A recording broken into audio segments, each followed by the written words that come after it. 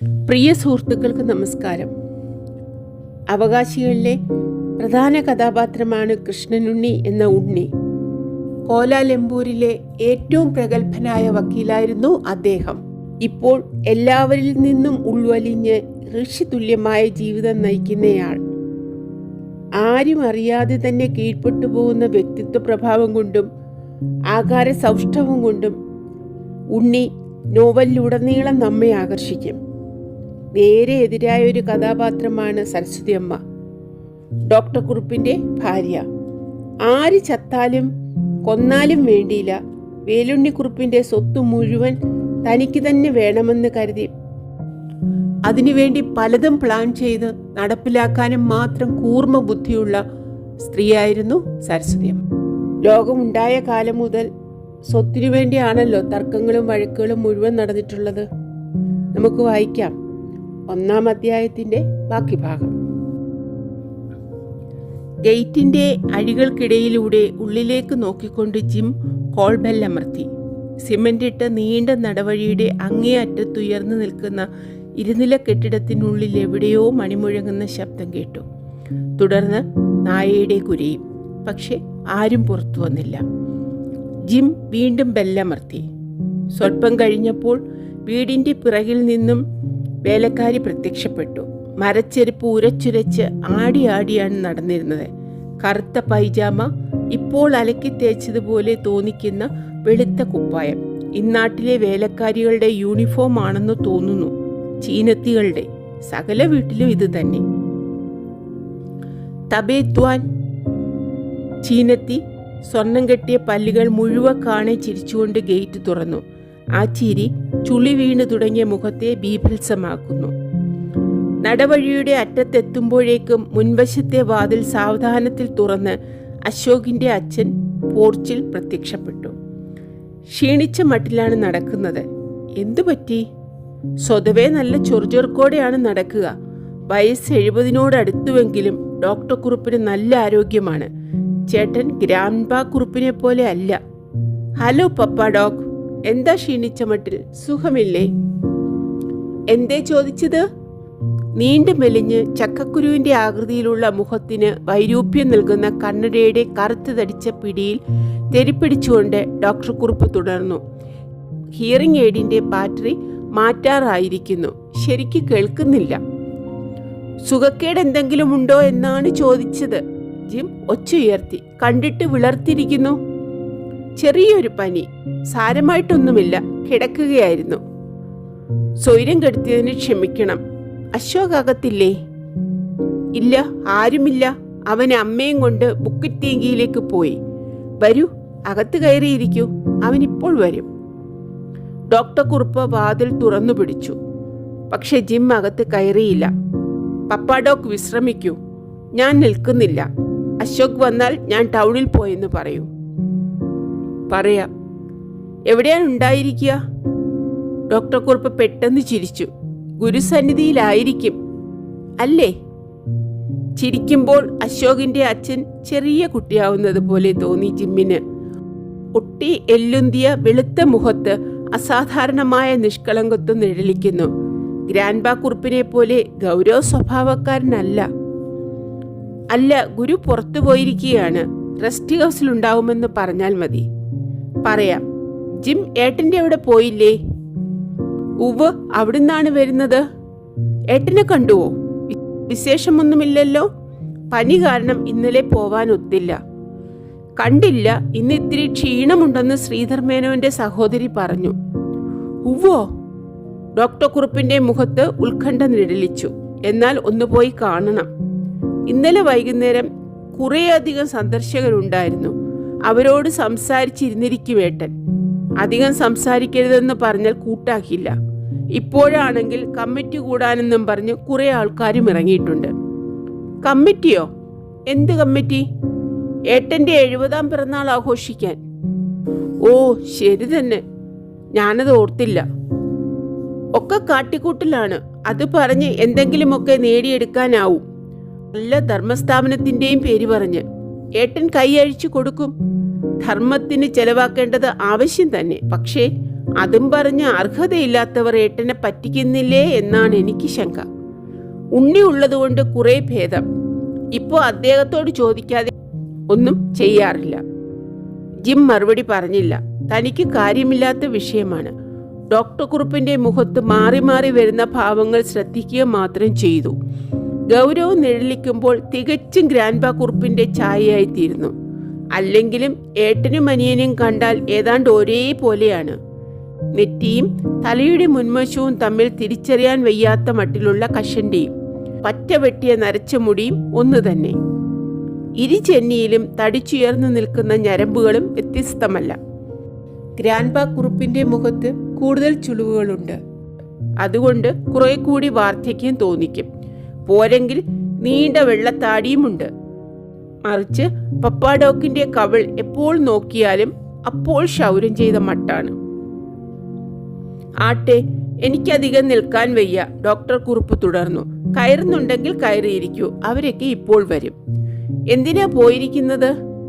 മിനിയുടെ വീട്ടിൽ രാവിലെ ഒരു പൂജയുണ്ട്, അതിനാണ്. ഡ്രൈവർ ഇല്ലാത്ത കാരണം അശോകൻ ഡ്രൈവറായി പോയിരിക്കുകയാണ്. ഡ്രൈവർക്ക് എന്ത് പറ്റി? ഒഴിഞ്ഞുപോയി. കുറെ കാലമായി നല്ല മട്ടിലല്ല. എന്നും ശമ്പളക്കയറ്റം വേണം, കടം കൊടുക്കണം, ഇല്ലെങ്കിൽ പോവുമെന്ന് ഭീഷണിപ്പെടുത്തും. ഇത്തവണ ഞാൻ പറഞ്ഞു പൊയ്ക്കോ എന്ന്. തൽക്കാലം അശോകനുണ്ടല്ലോ, വേറെ ആരെയെങ്കിലും വഴിയെ കണ്ടുപിടിക്കാം. ശരി, ഞാൻ ഇറങ്ങട്ടെ, അശോക് വന്നാൽ പറയൂ. ജിം തിരിഞ്ഞു നടക്കാൻ ഭാവിച്ചു. പെട്ടെന്ന് ഓർമ്മ വന്ന പോലെ തുടർന്നു. 12 മണി വരെ ഞാനുണ്ടാവും. അത് കഴിഞ്ഞാൽ ഒരുപക്ഷെ കോലാലംപൂർക്ക് പോകും. അവനും പോകുന്നുണ്ടാവും ഉച്ച കഴിഞ്ഞ്. ഉവ്വോ? ഒരു പക്ഷേ അവന്റെ അമ്മയ്ക്ക് പോകണമെന്ന് പറയുന്നത് കേട്ടു. ഏതോ പുതിയ ഒരു സ്വാമിജി വന്നിട്ടുണ്ട്, അദ്ദേഹത്തെ ദർശിക്കാനാണ്. ഓ, ഏത് സ്വാമിജിയാ? അറിഞ്ഞുകൂടാ, പുതിയ ആരോ ആണ്.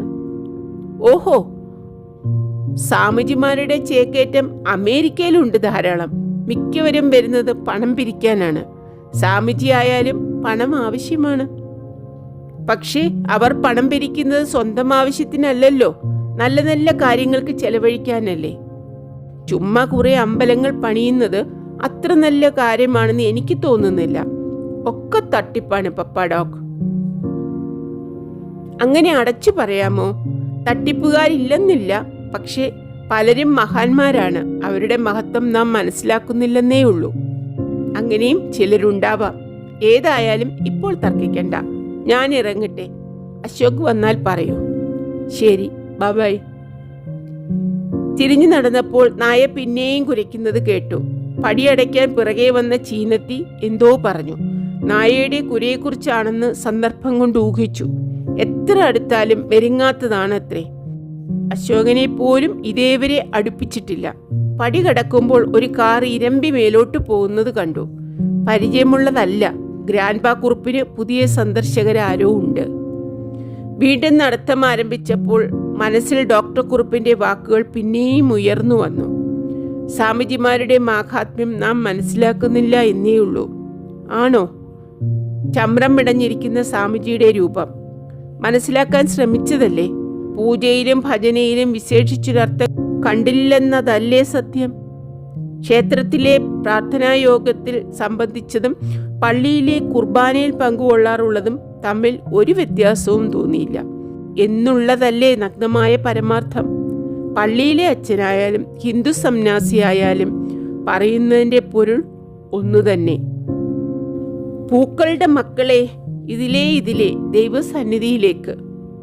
കാലിഫോർണിയ സ്ട്രീറ്റിലെ പള്ളിയിൽ നിന്നും ഫെഡറിക് സ്ട്രീറ്റിലെ രാധാകൃഷ്ണ ക്ഷേത്രത്തിലേക്ക്, കൃഷ്ണബോധത്തിലേക്ക്, ഭക്തിലഹരിയിലേക്ക്, അങ്ങനെ മുക്തിയിലേക്ക്.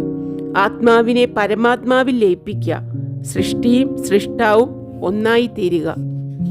സംശയം തോന്നിയതുകൊണ്ട് ചോദിച്ചു, സ്വാമിജി, ആത്മാവും പരമാത്മാവും ഒരേപോലെ നിത്യവും സനാതനവുമാണെങ്കിൽ പരമാത്മാവ് എങ്ങനെ സൃഷ്ടാവും ആത്മാവ് സൃഷ്ടിയുമാകും?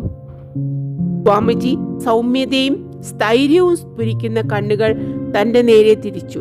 മൃദുവായ സ്വരത്തിൽ ചോദിച്ചു, വത്സ, നിന്റെ പേരെന്താ? നീ പുതിയതാണെന്ന് തോന്നുന്നുവല്ലോ. Hoffman, Jim Hoffman. ഭക്തരുടെ നോട്ടം എന്റെ നേരെ തിരിയുന്നു. ഇവനാരടാ സ്വാമിജിയെ ചോദ്യം ചെയ്യാൻ എന്ന മട്ടിൽ. കേട്ട് മിണ്ടാതിരുന്നാൽ പോരെ? മെർലിൻ തന്റെ കാൽമുട്ടിൽ സ്പർശിച്ച് ധൈര്യപ്പെടുത്തുന്നു. അവളുടെ കണ്ണുകളിൽ അഭിമാനവും ആശ്വാസവുമുണ്ട്. വത്സ, സ്വാമിജിയുടെ ശബ്ദം പരുപരുത്തതാണ്. പക്ഷേ പൂവെടുത്ത് ആരാധിക്കുന്നത്ര മൃദുവായിട്ടാണ് പറയുന്നത്. ബുദ്ധിപൂർവകമായ ഒരു ചോദ്യമാണ് നീ ചോദിച്ചത്.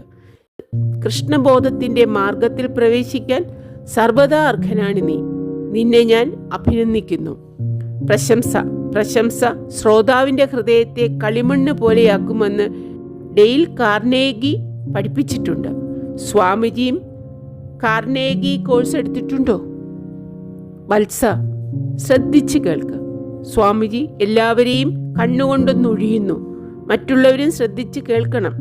സൃഷ്ടാവെന്ന് പറഞ്ഞാൽ പ്രഭവസ്ഥാനമാണ്, ഉറവിടമാണ്, മൂലകന്ധമാണ്. സൃഷ്ടി അതിൽ നിന്നുള്ള ബഹിർപ്രഭാവമാണ്, ഉദ്ഗാരമാണ്. രണ്ടും നിത്യം തന്നെ. പക്ഷേ സൃഷ്ടി സൃഷ്ടാവിനെ ആശ്രയിച്ചിരിക്കുന്നു, മറിച്ചല്ല. സൂര്യനും വെയിലും പോലെയാണ്. രണ്ടും നിത്യമാണ്, ഇണപിരിക്കാൻ കഴിയാത്തതുമാണ്. പക്ഷേ സൂര്യൻ പ്രകാശത്തിൻ്റെ, വെയിലിൻ്റെ അധീശനാണ്. അതേപോലെ പരമാത്മാവ് ആത്മാവിൻ്റെ പ്രഭവസ്ഥാനവും അധീശനുമാണ്. പരമാത്മാവിൽ ലയിക്കുകയാണ് ആത്മാവിൻ്റെ ലക്ഷ്യവും സാഫല്യവും. വ്യക്തമായോ? ഇനിയും സംശയമുണ്ടെങ്കിൽ ചോദിക്കാം. പറഞ്ഞിടത്തോളം വ്യക്തമാണ്. പക്ഷെ ചോദ്യങ്ങൾ ഇനിയുമുണ്ട്, നിരവധി. പരമാത്മാവും ജീവാത്മാവും ഇണപിരിക്കാൻ വയ്യാത്തതാണെങ്കിൽ ഒന്നിൽ ലയിക്കുന്ന പ്രശ്നം എവിടെ? അല്ലെങ്കിലും സൂര്യനിൽ ലയിക്കുകയാണോ വെയിലിന്റെ സായുജ്യം? ഒന്നും ചോദിക്കേണ്ടെന്ന് വെക്കുന്നു. ചോദിച്ചാൽ ഇതിനേക്കാൾ വക്രമായ എന്തെങ്കിലും ഉത്തരം നൽകുമായിരിക്കാം. അപ്പോൾ പിന്നെയും ചോദ്യങ്ങൾ ചോദിക്കേണ്ടി വരും, തർക്കവുമാവും. അത് വേണ്ട. തർക്കിക്കാനല്ലല്ലോ വന്നിട്ടുള്ളത്. വന്നത് മെർലിനെ തൃപ്തിപ്പെടുത്താൻ മാത്രമാണ്. അവൾ അതീവ സന്തുഷ്ടയാണെന്ന് മുഖം കണ്ടാൽ അറിയാം. താൻ വരിക മാത്രമല്ല, ഭജനയിലും ചർച്ചയിലും പങ്കെടുക്കുക കൂടി ചെയ്തുവല്ലോ. യോഗം കഴിഞ്ഞു പോകാൻ എഴുന്നേൽക്കുമ്പോൾ മെർലിൻ തടയുന്നു. ജിം, നിൽക്കൂ, നമുക്ക് ഒരുമിച്ച് എയർപോർട്ടിൽ പോകാം, സ്വാമിജിയെ യാത്രയയക്കാൻ. ഓ, ഞാനില്ല. വരൂന്നേ. അവൾ കൈമുട്ടിൽ സ്പർശിക്കുന്നു. സ്വാമിജിയെ പരിചയപ്പെടാം, സംസാരിക്കാം. ജിമ്മിനെ കുറിച്ച് ഞാൻ സ്വാമിജിയോട് പറഞ്ഞിട്ടുണ്ട്. വേണ്ട, അങ്ങനെ പറയരുത് ജിം. സ്വാമിജി ഒന്നിച്ച് ഏതാനും നിമിഷങ്ങൾ കഴിച്ചു കൂട്ടുക അസുലഭമായ ഭാഗ്യമാണ്. എയർപോർട്ടിൽ എത്തിയാലും ധാരാളം സമയം കിട്ടും. വരൂ. ഭ്രാന്ത് മനസ്സിൽ പറയുന്നു, എന്നാൽ പുറമേക്ക് കാണിക്കുന്നില്ല. ഹിന്ദുമതത്തിലുള്ള ഈ കമ്പം തീർച്ചയായും ഭ്രാന്താണ്. ക്രിസ്തുമതത്തിൽ ഭക്തിക്ക് ക്ഷാമമുണ്ടായിട്ടാണോ കൃഷ്ണബോധം തേടിപ്പോകുന്നത്? ഒരു ഭ്രാന്തിന് പകരം മറ്റൊരു ഭ്രാന്ത്. പരീക്ഷിച്ചു നോക്കുന്നുവെന്നു മാത്രം. പടിഞ്ഞാറില്ലാത്തത് പലതും കിഴക്ക് കാണുമായിരിക്കും. പുരാതനമായ പൗരസ്ത്യ സംസ്കാരത്തിന് നൽകാവുന്ന സംഭാവനകൾ വിലപിടിച്ചതാവും. പക്ഷേ ഭക്തിക്കും ഈശ്വരനും വേണ്ടി അങ്ങോട്ട് പോകേണ്ടതില്ല. അതൊക്കെ ഇവിടെ തന്നെ വേണ്ടുവോളമുണ്ട്. വഴിനീളെ ബസ്സിലിരുന്ന് ഭക്തന്മാർ കീർത്തനം ആലപിക്കുന്നു. മഴക്കാലത്ത് നിർത്താതെ വായ്ത്താരി മുഴക്കുന്ന തവളകളെ പോലെ. ഹാരേ കൃഷ്ണ ഹാരേ കൃഷ്ണ, കൃഷ്ണ കൃഷ്ണ ഹാരേ ഹാരേ. കർണകഠോരമായ ശബ്ദപ്രളയം. ഒന്നുകിൽ ഈശ്വരൻ ബധിരനാണ്, അല്ലെങ്കിൽ ചെവിയിൽ അരക്കുരുക്കി ഒഴിച്ചിരിക്കും. ഈ ശിക്ഷ അനുഭവിക്കാൻ മാത്രം പാപം അദ്ദേഹം ചെയ്തിരിക്കാൻ ഇടയില്ല. എയർപോർട്ടിലെ ലൗഞ്ചിൽ ശിഷ്യർ കൂട്ടത്തോടെ നിലത്ത് വീണ് സ്വാമിജിയെ സാഷ്ടാംഗം നമസ്കരിക്കുന്നു. ഗുരു, പിതാവേ, മാതാവേ, സംരക്ഷക, പ്രിയതമ, ഞങ്ങളെ വിട്ടു പോവരുതേ, ഞങ്ങളെ നിരാശ്രയരാക്കരുതേ. എന്തൊരു വൃത്തികേട്, എന്തൊരു ആഭാസം. തിരക്കിൽ നിന്നൊരു വശത്തേക്ക് ഒഴിഞ്ഞു നിന്നു. സ്വാമിജി ചിരിക്കുന്നു. സമുദ്രം പോലെ എന്തും ഉൾക്കൊള്ളാൻ വ്യാപ്തിയുള്ള ചിരി. ഭക്തന്മാർ അതിൽ അലിഞ്ഞു പോകുന്നു. വലത്തെ കൈയുയർത്തി അനുഗ്രഹ വചസ്സുകൾ ഉച്ചരിച്ച ശേഷം സ്വാമിജി പറയുന്നു, എൻ്റെ ആത്മീയ പുത്രന്മാരെ, പുത്രികളെ, നിങ്ങൾ വെറുതെ മനസ്താപപ്പെടുകയാണ്. പിരിവ് എന്നതൊരു പ്രശ്നമേ അല്ല. നമ്മളുടെ ഉടലുകൾ അകന്നു പോയേക്കാം, പക്ഷേ എങ്ങും നിറഞ്ഞിരിക്കുന്ന നാദബ്രഹ്മം ശബ്ദതരംഗങ്ങളിലൂടെ നമ്മെ ബന്ധിപ്പിക്കുന്നു. നിങ്ങൾ ഹരേ കൃഷ്ണ മന്ത്രം ചൊല്ലിക്കൊണ്ടേയിരിക്കുക. അങ്ങകലെ ഇന്ത്യയിൽ ഞാനും മഹാമന്ത്രം കീർത്തിച്ചുകൊണ്ടേയിരിക്കും. നമ്മുടെ മന്ത്രോച്ചാരണത്തിന്റെ ശബ്ദതരംഗങ്ങൾ കൈകോർത്തു ഭൂമിയെ വലയം ചെയ്യും. നാം അങ്ങനെ അന്യോന്യം ബന്ധിക്കപ്പെടും. വരൂ, നമുക്ക് കീർത്തനം മുഴക്കാം.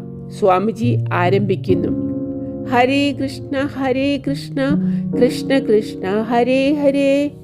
സ്ഫുടമായ ഉച്ചാരണം, ഭക്തി തുളുമ്പുന്ന സ്വരം. കൂട്ടത്തിൽ ആരോ ടേപ്പ് റെക്കോർഡറിന്റെ മൈക്രോഫോൺ സ്വാമിജിയുടെ മുഖത്തേക്ക് നീക്കിപ്പിടിക്കുന്നു. ഭക്തന്മാർ മന്ത്രാലാപനം ഏറ്റുപിടിക്കുന്നു. കൈകൾ തലയ്ക്ക് മീതെ ഉയർത്തി നൃത്തം ചെയ്യുന്നു. കറുത്ത സൂട്ട് ധരിച്ച ഡാൻ ചാൻഡ്ലർ, നെടുനീളത്തിലൊരു ധോത്തി വലിച്ചു കുത്തിയുടുത്ത സ്റ്റീഫൻ ഗ്രാൻഡ്, നീല സാരി ഉടുത്ത മെർലിൻ. മറ്റ് യാത്രക്കാർ കൗതുകത്തോടെ കണ്ണു തുറക്കുന്നു, ചിമ്മുന്നു. ഹരേ രാമ രാമ രാമ ഹരേ ഹരേ. വിമാനത്തിൽ കയറാനുള്ള അറിയിപ്പ് ശബ്ദസാഗരത്തിൽ മുങ്ങിപ്പോകുന്നു. എയർലൈൻ ഉദ്യോഗസ്ഥന്മാർ സഹികെട്ട് തല ഉലുക്കുന്നു, നിരാശയോടെ കൈമലർത്തുന്നു. സ്വാമിജി പോകാൻ എഴുന്നേൽക്കുന്നു. ശിഷ്യന്മാർ വീണ്ടും കാൽക്കൽ വീഴുന്നു. ആത്മാവ് ആത്മാവിനെ നമസ്കരിക്കുന്നു. എല്ലാ ആത്മാക്കളും ഒപ്പമാണ്, പക്ഷേ ചിലവ കൂടുതൽ ഒപ്പമാണ്. സ്വാമിജി വിടവാങ്ങുന്നു. മൂർത്തിമത്തായ വിരഹ ദുഃഖം പോലെ നിൽക്കുന്ന മെരിലിന്റെ താടി പിടിച്ചുയർത്തിക്കൊണ്ട് സമാധാനിപ്പിക്കുന്നു. മകളെ, മഹാമന്ത്രം ജപിച്ചുകൊണ്ടേയിരിക്കുക. കൃഷ്ണൻ നിന്നിൽ പ്രീതനാവും. സ്വാമിജി ഗ്രൗണ്ട് ഹോസ്റ്റസിന്റെ പിറകെ വിമാനത്തിലേക്ക് പോകുന്നു. ശിഷ്യന്മാർ വെയ്വിംഗ് ഗാലറിയിലേക്ക് കോഴിക്കുഞ്ഞുങ്ങളെ പോലെ ചിറകടിച്ച് പായുന്നു. കൂട്ടത്തിൽ ശബ്ദലേഖനം പരീക്ഷിച്ചു നോക്കിയിരുന്ന കറുത്ത മാന്യനും ബെഞ്ചിൽ ഉപേക്ഷിക്കപ്പെട്ട ടേപ്പ് റെക്കോർഡറിൽ ക്രൂശിക്കപ്പെട്ട ക്രിസ്തുവിനെ പോലെ നിസ്സഹായമായി ഈശ്വരനെ വിളിച്ചു കരഞ്ഞുകൊണ്ടേയിരുന്നു. ആകപ്പാട് ചിരിയാണ് വരുന്നത്. എന്തു കോലാഹലം, എന്തു ഗോഷ്ഠികൾ! സ്വാമിജി വിമാനത്തിനുള്ളിലേക്കുള്ള കോണി കയറി തിരിഞ്ഞു നിന്ന് ആത്മീയ സന്തതികളെ ആശീർവദിക്കുന്നു. ഉള്ളിലേക്ക് പോകുന്നു. ശിഷ്യന്മാർ ജപിക്കുന്നു, പാടുന്നു, വിളിച്ച് കരയുന്നു. അങ്ങിങ്ങ് കിടക്കുന്ന വിമാനങ്ങളുടെ ജെറ്റ് എഞ്ചിനുകളോട് മത്സരിക്കുകയാണ് ദുർബലമായ കണ്ടങ്ങളുടെ വെകിളിയെടുത്ത മന്ത്രോച്ചാരണം. പെട്ടെന്ന് സ്വാമിജി വിമാനത്തിൽ നിന്നും പുറത്തു വരുന്നു. കോണിത്തട്ടിൽ നിന്നുകൊണ്ട് ഉറക്കെ ആലപിക്കുന്നു, ഹരേ കൃഷ്ണ. ശിഷ്യന്മാർക്ക് ശരിക്കും ഭ്രാന്ത് പിടിക്കുന്നു. അവർ തുള്ളുന്നു, ചാടുന്നു, ഉറക്കെ കൃഷ്ണനെ വിളിക്കുന്നു. തലയ്ക്ക് ഓളം കയറിയതുപോലെ ഓരോരോ കോപ്പിരാട്ടികൾ കാണിക്കുന്നു. യാങ്കി സ്റ്റേഡിയത്തിൽ ജോ ഡിമാഗിയോ ഹോം റൺ എടുക്കുമ്പോൾ കാണികൾക്കിടയിൽ സംഭവിക്കാറുള്ളതും ഇതുതന്നെയാണ്. എയർ ഹോസ്റ്റസ് പ്രയാസപ്പെട്ട് സ്വാമിജിയെ അകത്തേക്ക് വലിച്ചു കൊണ്ടുപോകുന്നു. വാതിലടയുന്നു. ജെറ്റ് എഞ്ചിനുകൾ അലറുന്നു. 1, 2, 3, 4. വിമാനത്തിന്റെ വാലിളകുന്നു. വിളക്കുകൾ മിന്നിക്കെടുന്നു. പിന്നെയും മിന്നുന്നു. വിമാനം പെട്ടെന്ന് ജീവൻ വെച്ച കഴുകനെ പോലെ പറക്കാൻ തയ്യാറെടുക്കുമ്പോൾ നരകത്തിന്റെ ഹുങ്കാരം പോലെ ചുട്ടുപഴുത്ത കാറ്റ് ഡെക്കിലേക്ക് ഊതുന്നു. ശിഷ്യന്മാർ നാമജപം നിർത്തി കോഴിക്കുഞ്ഞുങ്ങളെ പോലെ തന്നെ അകത്തേക്ക് ഓടിക്കയറുന്നു. മന്ത്രം പോലും ജപിക്കാതെ മെർലിൻ ഒഴുകി. മൃണാളിനിയായി തീർന്ന മെർലിൻ പിന്തിരിയുന്നില്ല. മുഖം പൊള്ളിക്കുന്ന ചൂടും ശ്വാസം മുട്ടിക്കുന്ന പുകയും കണക്കാക്കാതെ കൈയുയർത്തി കീർത്തനം ചൊല്ലി നൃത്തം വെച്ചുകൊണ്ടേയിരിക്കുകയാണവൾ. വിമാനം പറന്നു പൊന്തി ആകാശനീലിമേൽ അലിഞ്ഞു ചേരുമ്പോൾ അവൾ പൊട്ടിക്കരയുന്നു. പാവം മെർലിൻ. അവൾ ആത്മാർത്ഥമായും വിശ്വസിക്കുന്നു കൃഷ്ണബോധം അവളുടെ പ്രശ്നങ്ങൾക്കുത്തരം നൽകുമെന്ന്. മൃണാളിനി എന്ന മെർലിൻ, നിനക്ക് ഞാൻ മംഗളം നേരുന്നു. ദീർഘമായെന്ന് നിശ്വസിച്ച് നടത്തം തുടർന്നു ജിം. വളഞ്ഞ പാതയിൽ വഴിവൃക്ഷങ്ങളുടെ നിഴലുകൾ വിലങ്ങനെ വീണ് കിടക്കുന്നു. വെളിച്ചത്തിനു തുരത്താൻ കഴിയാത്ത ഇരുട്ട് പതുങ്ങിയിരിക്കുന്നത് പോലെ. പക്ഷേ അപ്പുറത്ത് കുന്നിൻ ചെരുവിൽ അകലെ തെളിഞ്ഞ ആകാശത്ത് നിന്ന് ഉരുകിയ വെള്ളിയുടെ ഒരു നയാഗാര ഭൂമിയിൽ വന്നു വീഴുന്നു. സ്വച്ഛമായ ജീവദായകമായ വെളിച്ചം കല്ലിലും പുല്ലിലും കടലിലും കരയിലും പതഞ്ഞു തുളുമ്പുന്നു. താഴ്വര ആകെ പ്രകാശത്തിൽ ആറാടി നിൽക്കുന്നു. എന്ത് മനോഹരമായ കാഴ്ച! പൊതുവഴി വിട്ട് കുന്നിൻ ചെരുവിലൂടെ ഇറങ്ങിപ്പോരുന്ന കുറുക്കു വഴിയിലേക്ക് തിരിഞ്ഞപ്പോൾ ജിം ഹൃദയലാഘവത്തോടെ ഒരു മൂളിപ്പാട്ട് പാടി. കുന്നിറങ്ങി ജാലാൻ ടെംപ്ലറിൽ കയറി 4 അടി നടന്നപ്പോഴേക്കും കാറ് വരുന്നത് കണ്ടു. നീലനിറമുള്ള ഹോൾഡൻ പപ്പാഡോക്കിന്റെ തന്നെയാണ്.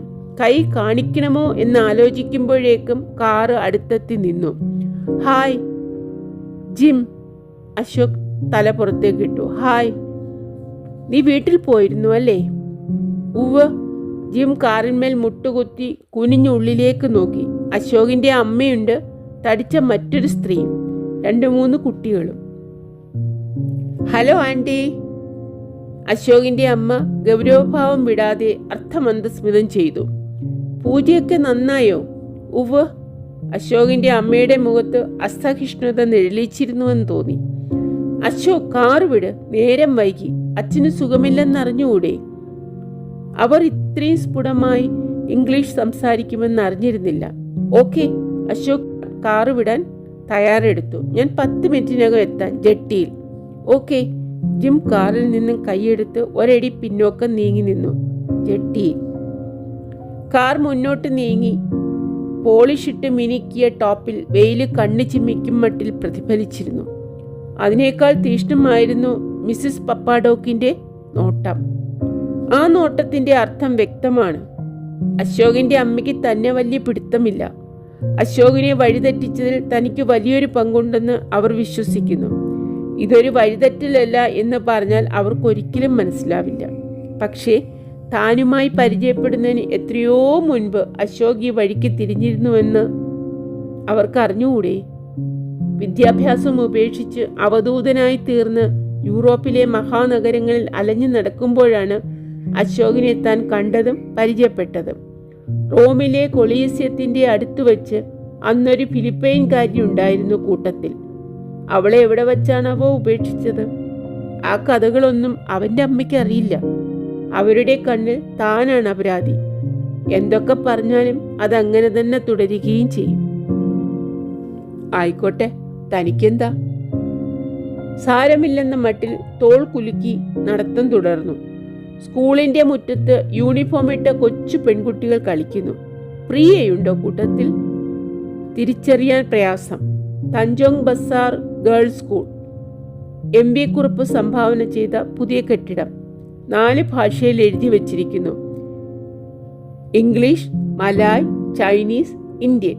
കുട്ടികൾ തന്നെ കണ്ടിട്ടാവണം കളി നിർത്തി തുറിച്ചു നോക്കുന്നു.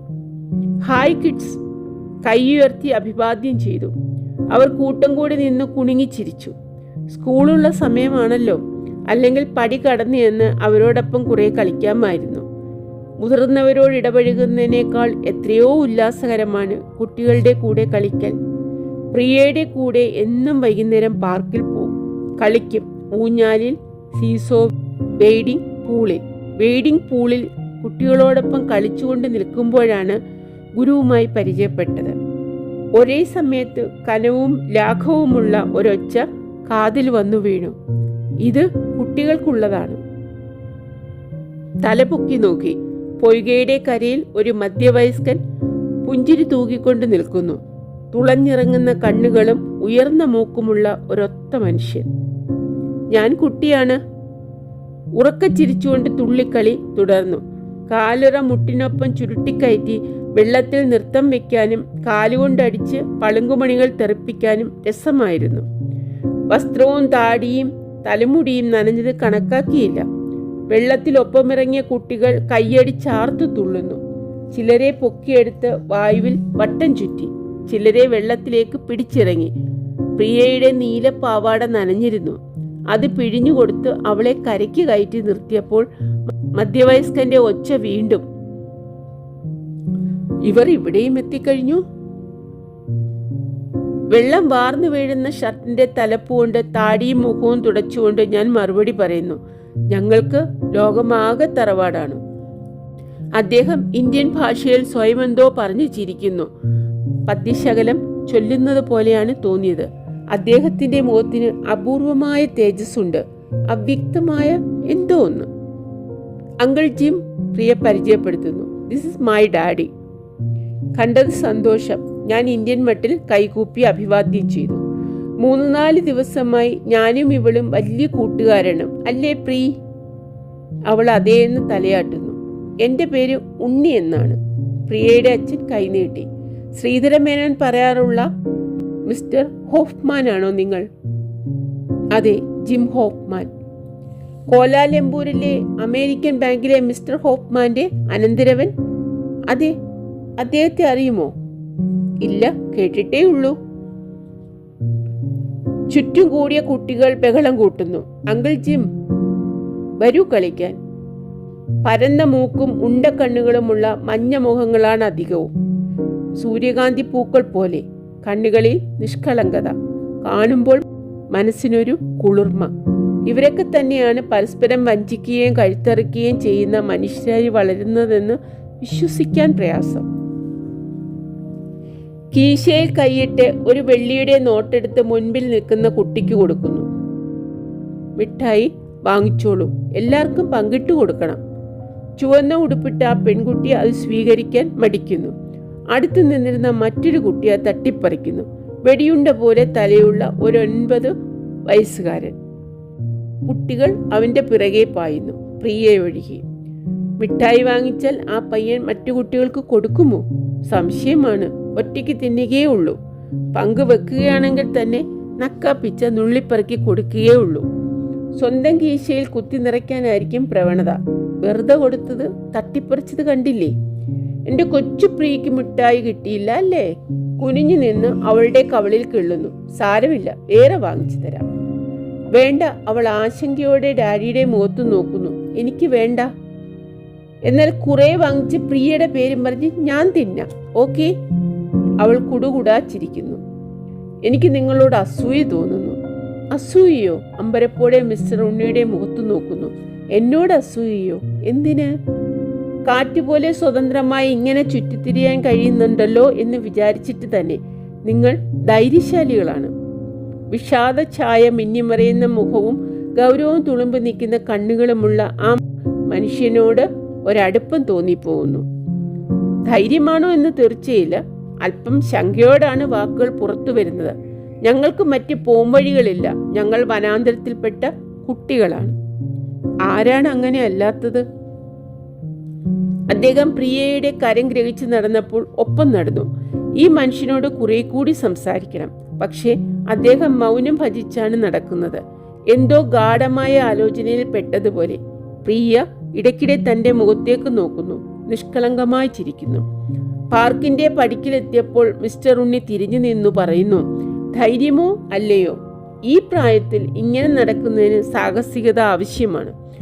അത് തീർച്ച. ആട്ടെ, ഞാനൊന്ന് ചോദിക്കട്ടെ? ചോദിച്ചോളൂ. അമേരിക്കയിൽ ഇതിപ്പോഴൊരു പരിഷ്കാരമായിട്ടുണ്ട് അല്ലേ? ഇല്ലെന്ന് പറഞ്ഞൂടാ. സമ്പന്നരുടെ സന്തതികളാണ് ഇതിനിറങ്ങുന്നവരെന്ന് കേൾക്കുന്നു.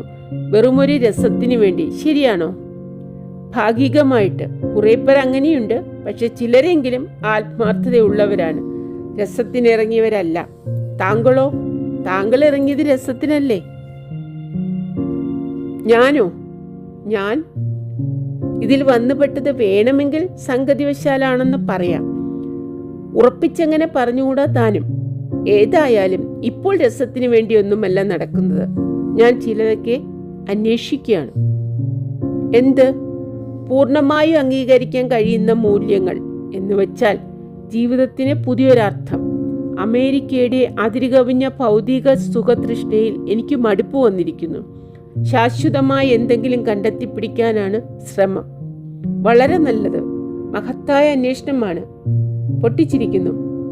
കണ്ടുകിട്ടിയാൽ എന്നെ കൂടി അറിയിക്കൂ. കലത്തിന്റെ മൂടടർന്നതുപോലെ ഇരുന്നു പോയി. ഒരൊറ്റത്തട്ടിന് അദ്ദേഹം തന്റെ അഹന്തയുടെ മൂട് തകർത്തിരിക്കുന്നു. ആട്ടെ, മിസ്റ്റർ ഉണ്ണി ചിരിയടക്കി. സൗകര്യമുള്ളപ്പോഴൊരു ദിവസം വീട്ടിൽ വരൂ. എനിക്ക് പലതും ചോദിച്ചു മനസ്സിലാക്കാനുണ്ട്. ഇതാ ഈ കവലയിൽ വലത്തോട്ട് തിരിഞ്ഞാൽ നേരിട്ട് ചെല്ലുന്നത് എൻ്റെ വീട്ടിലേക്കാണ്. വരണം കേട്ടോ അങ്കിൾ ജിം. നാളെ വരൂ, ഞാൻ കൂട്ടിക്കൊണ്ടു പോവാം. ഓക്കെ പ്രീ, ബായ്. അവർ നടന്നകലുന്നത് നോക്കിക്കൊണ്ടു നിന്നു. മിസ്റ്റർ ഉണ്ണിയുടെ ചിരിയും മുഖഭാവവും മനസ്സിൽ നിന്നും മായുന്നില്ല. അദ്ദേഹം സാമാന്യനല്ല എന്നൊരു തോന്നൽ. അങ്ങനെ തോന്നാൻ മാത്രം ഗൗരവത്തിൽ എന്തെങ്കിലും പ്രവർത്തിക്കുകയോ പറയുകയോ ചെയ്തിട്ടില്ല അദ്ദേഹം.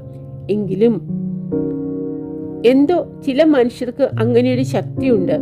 അവരുടെ വ്യക്തിത്വത്തിൻ്റെ പ്രഭാവമാണത്. അങ്ങനെയുള്ളവരുടെ സാന്നിധ്യത്തിൽ ഒരു ഉദാത്തത അനുഭവപ്പെടുന്നു. പ്രത്യക്ഷമായ പ്രചോദനങ്ങളൊന്നുമില്ലാതെ അവരാൽ ആകർഷിക്കപ്പെട്ടു പോകുന്നു. അവരിൽ നിന്ന് എന്തോ ഒന്ന് പ്രസരിക്കുന്നുണ്ടാവണം. വൈബ്രേഷൻസ് തന്നെത്താൻ പറഞ്ഞു പോകുന്നു. അതെ, ശക്തിയേറിയ ശബ്ദതരംഗങ്ങൾ അദ്ദേഹത്തിൽ നിന്ന് തന്നിലേക്ക് പ്രവഹിച്ചതാവണം. അദൃശ്യമായ ആകർഷണ ശക്തിയുടെ അലകൾ ചുറ്റും വ്യാപരിക്കുന്ന വിദ്യുൽ ഗോപുരമാണ് അദ്ദേഹം. അല്ലെങ്കിൽ ഇങ്ങനെ വരാൻ വഴിയില്ല. അദ്ദേഹത്തെ തീർച്ചയായും ചെന്ന് കാണണം. പ്രിയപ്പെട്ട സുഹൃത്തുക്കളെ, ജിം ഉണ്ണിയെ കണ്ടെടുത്ത് വെച്ച് നമുക്ക് ഇന്ന് നിർത്താം. ബാക്കി നാളെ വായിക്കാം. Thank you.